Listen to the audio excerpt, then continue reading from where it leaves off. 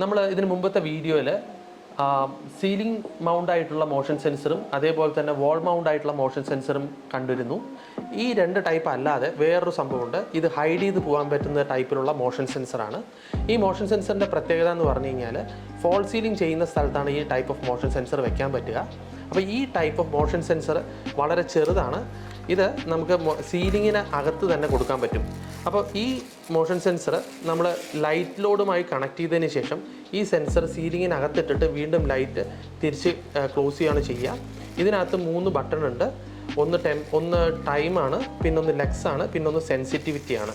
ഈ 3 എണ്ണം നമുക്ക് അഡ്ജസ്റ്റ് ചെയ്യുന്നതിനനുസരിച്ചിട്ട് തന്നെ നമുക്ക് അതിൻ്റെ എത്ര ലെക്സിൽ നമുക്ക് വർക്ക് ചെയ്യിപ്പിക്കണം, അതുപോലെ സെൻസിറ്റിവിറ്റിയുടെ റേഞ്ച്, ഇതെല്ലാം നമുക്ക് കൂട്ടാനും കുറയ്ക്കാനും പറ്റും. വളരെ നല്ലൊരു പ്രൊഡക്റ്റാണ്. ഇതാണെങ്കിൽ ഇതിൽ ഹിഡൻ ആയിട്ട് മോഷൻ സെൻസർ ഹൈഡ് ചെയ്ത് വെക്കാൻ പറ്റും.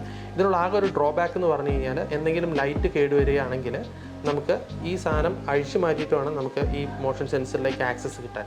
ഇത് മാത്രമാണ് ആകെയുള്ളൊരു ഡ്രോബാക്ക്. വളരെ നല്ല പ്രൊഡക്റ്റാണ്. സെൻസിനോവ എന്ന് പറഞ്ഞ ഇന്ത്യൻ മാനുഫാക്ചറുടെ പ്രൊഡക്റ്റാണ്. സോ ഇതുപോലുള്ള വീണ്ടും വീഡിയോസ് കാണണമെന്നുണ്ടെങ്കിൽ ഞങ്ങളുടെ ചാനൽ സബ്സ്ക്രൈബ് ചെയ്യൂ. Thank you for watching this video. Thank you.